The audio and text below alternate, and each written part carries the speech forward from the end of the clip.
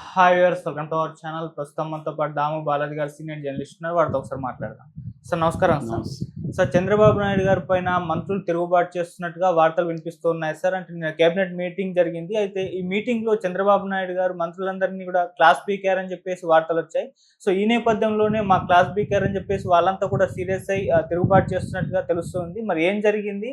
ఎందుకు చంద్రబాబు నాయుడు గారు సీరియస్ అయ్యారు? మరి మంత్రులు ఎందుకు తిరుగుబాటు చేస్తున్నారు? నిన్న కేబినెట్ మీటింగ్ జరిగింది. ఈ మీటింగ్కి పవన్ కళ్యాణ్ రాలేదు, ఆయనకి ఆరోగ్యం బాగాలేదని. సో ఈ మీటింగ్ జరిగిన తర్వాత ఒక వార్త ఇప్పుడు వైరల్ అవుతుంది. అదేంటంటే ప్రత్యేకంగా చంద్రబాబు మంత్రులకి క్లాస్ పీకాడని చెప్తున్నారు. ఆల్రెడీ గత కొంతకాలంగా చంద్రబాబు ఎమ్మెల్యేలకు కూడా క్లాసులు పీకుతున్నాడు ఎక్కడికక్కడ. ఎందుకంటే 10 నెలల్లో ఎమ్మెల్యేల మీద తీవ్ర వ్యతిరేకత వచ్చింది.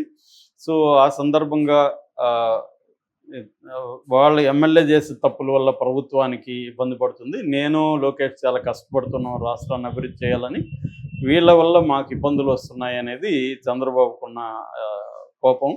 అట్లాగే తెలుగుదేశాన్ని సపోర్ట్ చేసే మీడియా కూడా ఎక్కడికక్కడ స్థానికంగా ఎమ్మెల్యేలు ఏ రకంగా ప్రజల వనరులను దోచుకుంటున్నారు, ప్రజలకు ఇబ్బంది కలిగించే విధంగా వ్యవహరిస్తున్నారు, చాలా చోట్ల వైసీపీ నాయకులతో లోకల్ నాయకులతో కొమ్మక్కైపోయి వనరులు కావచ్చు, అంటే ఇసుక కావచ్చు, మద్యం కావచ్చు, గ్రావెల్ కావచ్చు, మైన్స్ కావచ్చు, ఇలాగ అక్కడ లోకల్గా ఏ వనరులు ఉంటే ఆ వనరులు, వాటితో పాటు కలెక్షన్స్, అంటే కింద మటన్ కొట్టు దగ్గర నుంచి వదిలిపెట్టలేదు. అందరు వ్యాపారస్తుల దగ్గర వాళ్ళు మామూలు కలెక్ట్ చేయడం జరుగుతుంది పెద్ద ఎత్తున. సో రియల్ ఎస్టేట్ కావచ్చు, ఇతర వ్యాపారాలు కావచ్చు, ఇవన్నీ పెద్ద ఎత్తున జరుగుతున్నాయి. దీన్ని అడ్డుకట్ట వేయకపోతే చంద్రబాబుకి ఇబ్బంది అవుతుంది. గతంలో కూడా 2019లో కూడా ఇదే జరిగింది. ఎమ్మెల్యేలు చేసిన అరాచకాల వల్లే చంద్రబాబు ఓడిపోయేటప్పుడు కూడా అని తెలుగుదేశం సపోర్ట్ చేసే మీడియానే మాట్లాడుతుంది. ఇప్పుడు కాంటెక్స్ట్ ఏంది? చంద్రబాబు మంత్రులను ఎందుకు తిట్టాడు, లేకపోతే మందలించాడా, ఏ భాష అన్న వాడినా మంత్రులను మాత్రం సీరియస్గా క్లాస్ పీకాడు. ఎందుకంటే ప్రధానంగా 2 కారణాలు. ఒకటి, ప్రజల్లోకి వెళ్ళి తమ చేసే గొప్ప పనులని ప్రజల్లోకి వివరించాలని ఆయన ఆ సందర్భంగా ఒక మాట వాడాడని కూడా వార్తలు వచ్చాయి. అదేంటంటే దేశంలోనే ఎక్కడా లేని విధంగా మనం సంక్షేమ కార్యక్రమాలు అమలు చేస్తున్నాం, దీన్ని మీరు ప్రజల్లోకి తీసుకెళ్ళాలని. ఆ మాట చెప్పినప్పుడు అందరూ మంత్రులు నవ్వినారని కూడా చెప్తున్నారు. ఎందుకంటే సంక్షేమ కార్యక్రమాలు ముఖ్యంగా సూపర్ 6 అసలు అమలే చేయలేదు ఈ ఇయర్. మా ఎవ్రీ చైల్డ్కి 15,000 ఇస్తామని ఇవ్వలేదు. రైతులకి రైతు భరోసా కింద 20,000 ఇస్తామని ఇవ్వలేదు. నిరుద్యోగ భృతి ఇవ్వలేదు. మహిళలకి 18 ఏళ్ళు నిండిన వాళ్ళకి 1,500 ఇస్తామని ఇవ్వలేదు. గ్యాస్ సిలిండర్ సరిగా అమలు కావట్లేదు. తర్వాత ఉచిత బస్సు లేదు. ఇవేవి లేకుండా దేశంలోనే ఈ సంక్షేమ కార్యక్రమాలు గొప్పగా అమలు చేస్తున్నాం చంద్రబాబు అంటే వీళ్ళు నవ్వారని. అదే కాకుండా చంద్రబాబే ఈ మధ్యకాలంలో ఖజానాలో డబ్బులు లేదు, నాకు చాలా చేయాలని ఉంది, అందుకే చేయలేకపోతున్నాను, ఆయన అనేకసార్లు చేతులు ఎత్తేసిన సందర్భం కనబడుతుంది. మరోవైపు ఎలక్ట్రిసిటీ బిల్లులు పెరిగాయి. ఈవెన్ హౌస్ ట్యాక్స్ కూడా గతంలో జగనే ఎక్కువ పెంచాడు, మేము వస్తే పెంచమని చెప్పారు. ఇప్పుడు హౌస్ ట్యాక్స్ పెంచారు, కరెంటు బిల్లులు పెంచేశారు. మిడిల్ క్లాస్ మీద ఎఫెక్ట్ అయింది, లోవర్ క్లాస్ మీద అయింది. అసలు డబ్బులు సర్క్యులేట్ అవ్వడమే మానేసింది. నెగిటివ్ జిఎస్టీ గ్రోత్లోకి వెళ్ళిపోయింది. ఇటువంటి కండిషన్లో చంద్రబాబు క్లాస్ బెక్కుతున్నాడు అనేది వాళ్ళకున్న ఆవేదన. రెండవ కారణం చంద్రబాబు క్లాస్ బెక్కడానికి, ఈ మధ్యకాలంలో జగన్ యాక్టివ్ అయ్యాడు, అగ్రెసివ్ అయ్యాడు, వైసీపీ వాళ్ళు అగ్రెసివ్ అయ్యారు. జగన్ అనేక విమర్శల్ని ముందుకు తీసుకొస్తున్నారు. ముఖ్యంగా ప్రధానంగా ఈ మధ్య 2 సంఘటనలు చోటు చేసుకున్నాయి. అది మతపరమైనవి. ఒకటేమో ప్రవీణ్ మరణం. ఆ ప్రవీణ్ మరణం మీద ఎప్పుడూ లేనంతగా ఈ ప్రభుత్వానికి వ్యతిరేకత ఒక వర్గం నుంచి, ముఖ్యంగా క్రిస్టియానిటీ నుంచి, దళితుల నుంచి వ్యతిరేకత వచ్చింది. ముఖ్యంగా పాస్టర్లు కావచ్చు, క్రిస్టియానిటీలో పెద్దలు కావచ్చు, హర్షకుమారు, కేఏ పాలు, బెన్నీలింగం, ఇలాంటి చాలామంది ఈ ఆయన ప్రవీణ్ మరణించిన విషయంలో ప్రభుత్వం కావాలని తప్పుడు సమాచారం అందిస్తుందని పెద్ద ఎత్తున విమర్శలు వస్తున్నాయి. ఈరోజు హైకోర్టులో కూడా పాల్ వాదిస్తున్నట్టుగా నిన్న వీడియో రిలీజ్ చేశాడు. సో ఈ విషయం మీద మంత్రులు ఎవరు కూడా గట్టిగా కౌంటర్ చేయలేకపోయారు అనేది చంద్రబాబుకున్న ఒక అసంతృప్తి. రెండవది తిరుమలకు సంబంధించి, తిరుమలలో ఈ మధ్య అనేక ఈ బిఆర్ నాయుడు వచ్చిన తర్వాత అనేక అపవిత్ర కార్యక్రమాలు జరుగుతున్నాయి.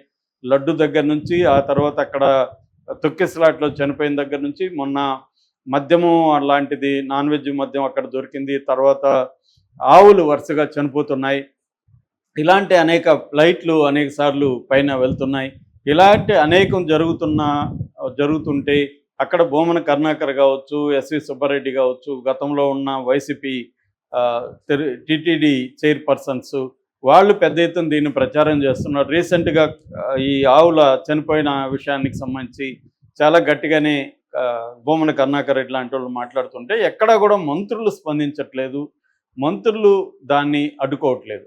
అంటే ఒకటి, ప్రభుత్వం చేస్తున్న మంచి పనులను ప్రజలకు తీసుకుపోవడంలో మంత్రులు ఫెయిల్ అవుతున్నారు. రెండు, ప్రతిపక్షం ముఖ్యంగా జగన్ అండ్ కో చేస్తున్న ప్రచారాన్ని, వీళ్ళ భాషలో దుష్ప్రచారాన్ని అడ్డుకోవడంలో మంత్రులు ఫెయిల్యూర్ అవుతున్నారు. ఎవరు కూడా మంత్రులు జగన్కి యాంటీగా ప్రెస్ మీట్లు పెట్టి మాట్లాడట్లేదు అన్న ఒక అసంతృప్తి చాలా గట్టిగానే చంద్రబాబులో ఉంది. ఆయన గట్టిగా మాట్లాడినాడని చెప్తున్నారు. అయితే మంత్రుల పక్కకు వచ్చి అక్కడ పెద్దగా ఏం మాట్లాడలేదు, కానీ పక్కకు వచ్చి మంత్రులు చాలా అసంతృప్తి వ్యక్తం చేశారు చంద్రబాబు మీద. వీళ్ళు తండ్రి కొడుకులు మొత్తం రాష్ట్రాన్ని గుప్పెట్లో పెట్టుకున్నారు, మనకేం అసలు లేదు, అధికారులు ఎవరు మా మాట వినట్లేదు, ముఖ్యంగా మొత్తం కూడా మన లోకేష్ ఆధ్వర్యంలో నడుస్తుంది, ఏ అధికారి కూడా మా మాట వినట్లేదు, మా విషయాల్లో పేషి విషయాల్లో కూడా జోక్యం చేసుకుంటున్నారు. రీసెంట్గా మంత్రి కొల్లు రవీంద్ర ఓఎస్డీని మార్చడానికి సీఎం ఆఫీస్ నుంచి రికమెండ్ చేసి మార్పిచ్చారు. ఇలాగ మంత్రుల పేషీలో, మంత్రుల దీంట్లో కూడా మంత్రుల మాట చెల్లుబాటు కావట్లేదు. సీఎంఓ ఆఫీస్ నుంచి లేదా లోకేష్ నుంచే కంట్రోల్ జరుగుతున్నాయి. సకల శాఖ మంత్రిగా లోకేషే బిహేవ్ చేస్తున్నాడు. ఇంకా మా మాట ఎవరు విన్నప్పుడు మేము ఎలా దీన్ని ప్రజల్లోకి వెళ్ళాలి అనేది నెంబర్ 1. నెంబర్ 2, అసలు సూపర్ 6 అమలే అనేది చేయకుండా మరోపక్క కరెంట్ ఛార్జీలు పెంచడం, ట్యాక్సులు పెంచడం, రైతుల విషయాన్ని పట్టించుకోవడం, ఆక్వా రైతుల ఆందోళన ఉంటే వాళ్ళని పట్టించుకోవడం, మిర్చి రైతుల ప్రాబ్లమ్స్ ఇవన్నీ ఉంటే మనం ఇప్పుడు జనంలోకి వెళ్ళి మాట్లాడితే మనల్ని నిలదీస్తూ ఉన్నారు జనాలు. మీరేం చేయలేదు 10 నెలలుగా, జగన్ పాలనే బెటర్ అంటున్నారు, మేము ఎలా మొఖాలు చూపించి వెళ్ళాలి అనేది వాళ్ళు ఆందోళన ఎక్స్ప్రెస్ చేసినట్టుగా తెలుస్తుంది.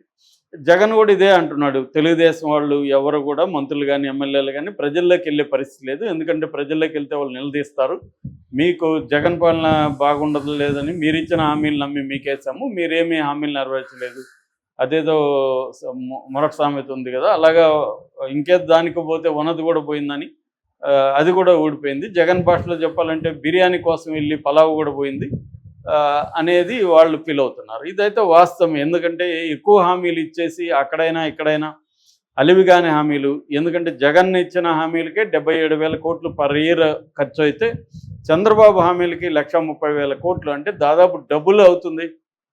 ఆల్రెడీ జగన్ ఇచ్చిన అమలు చేయడానికే ఆయన 10 లక్షలు 13 లక్షలు నోటికొచ్చిన ఫిగర్లు చెప్పారు వీళ్ళు అప్పులు. మరి అలాంటి అప్పులు ఉన్నప్పుడు చంద్రబాబు ఏ ఉద్దేశంతో చెప్పాడు? సంపద సృష్టిస్తానని చెప్పేవాడు, ఇప్పుడేమో సంపద సృష్టి అనే మాట పక్కన పెట్టేసి ఖజానాలో డబ్బులు లేదని ఖజానాలో డబ్బులు లేదనేది అప్పుడు తెలియదా మీకు అనేది ఇవాళ విమర్శ బలంగా వస్తుంది. సో ఈ నేపథ్యంలో సర్వే కూడా ఒక సర్వే లీక్ అయింది. ఆ సర్వేలో 71 ఎమ్మెల్యేల మీద తీవ్ర వ్యతిరేకత ఉంది, ఇంకొక 30-40 ఎమ్మెల్యేల మీద కూడా వ్యతిరేకత ఉంది. అంటే ఈ 124 ఎమ్మెల్యేల్లో దాదాపు 80 మందికి పైన కొత్త వాళ్ళు, ఫస్ట్ టైం ఎమ్మెల్యేస్, వాళ్ళు చాలా కరప్ట్గా ఉన్నారని చెప్తున్నారు. ఎందుకంటే పార్టీ లాయల్టీ కానీ ఏమీ వాళ్ళకి లేదు, వాళ్ళు విపరీతంగా కరప్షన్లోకి వెళ్ళిపోయారని. ఈ మధ్య తెలుగుదేశానికి అనుకూలంగా ఉండే ఒక పోల్ మేనేజ్మెంట్ ఏజెన్సీ సోషల్ మీడియాలో ఒక పోస్ట్ పెట్టారు. అందులో ఏంటంటే తండ్రి కొడుకులు మాత్రమే కష్టపడుతున్నారు ఈ రాష్ట్ర అభివృద్ధి కోసం, మిగతా ఏమీ లేవు. ప్రధానంగా 5 సమస్యలు ఈ రాష్ట్రంలో ఈ కూటమికి ఎదురవుతున్నాయి. ఒకటి, పురాతన పాత చింతకాయ పచ్చడి భావాలతో ఉన్నారు, ఇంకా అప్డేట్ కావట్లేదు అనేది నెంబర్ 1. అంటే చంద్రబాబు ఇంకా టెక్నాలజీని ఏఐ అని ఇదే భాష మాట్లాడుతున్నాడు తప్ప ఆయన అప్డేట్ కావట్లేదు అనేది ప్రధాన విమర్శ. రెండోది, భ్రమంలో జీవిస్తున్నారు, అంటే గ్రౌండ్ రియాలిటీని పట్టించుకోకుండా మేము ఏదో చేసాము, అభివృద్ధి చేసేస్తున్నాము, ఇదంతా మాట్లాడుతున్నారు అనేది. మూడోది, మితిమీరిన అవినీతి, జగన్ పరిపాలన మించిపోయిన అవినీతి పెద్ద స్థాయిలో జరుగుతుంది అనేది కూడా చెప్పారు. నాలుగవది, కేడర్లో తీవ్ర అసంతృప్తి ఉంది. కార్యకర్తల, ఎందుకంటే జగన్కి కూడా కార్యకర్తల అసంతృప్తే జగన్ని కూడా దెబ్బతీసింది. ఇప్పుడు కూడా కార్యకర్తలు తీవ్ర అసంతృప్తితో ఉన్నారు. ఆల్రెడీ 5 ఏళ్ళు జగన్ పరిపాలన ఇబ్బంది పడిన కార్యకర్తలు తెలుగుదేశం కూటమి ప్రభుత్వంలో ఏమాత్రం వాళ్ళకి ఊరట లభించకపోవడం